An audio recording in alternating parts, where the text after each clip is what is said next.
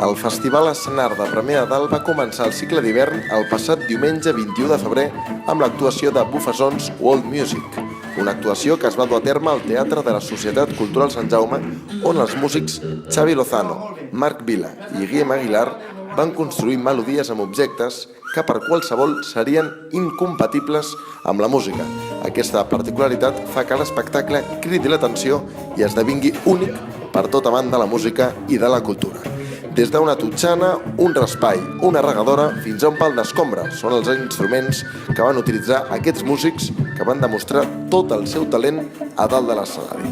Un talent que va deixar bocabadats els assistents que van omplir el teatre. En un format de conferència-concert, l'artista Xavi Lozano va establir un diàleg durant l'actuació amb el públic, afegint una bona dosi d'humor. Lozano va valorar per Premià de Dalt Mèdia l'èxit de la seva actuació.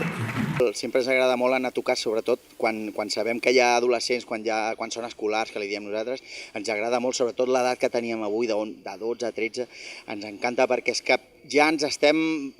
Jo ja m'estic excitant de pensar la resposta que tindré, perquè els encanta. També per adults ens agrada molt tocar tot això que els hi ensenyem, és que, bé, no sé, tinc la sensació que descobreixen coses noves i això és el millor, no? Premià de Dalt va poder gaudir d'aquest espectacle gràcies a la regidora de Cultura Emma Escolano, que va organitzar aquest festival escenar per apropar les diferents arts al poble.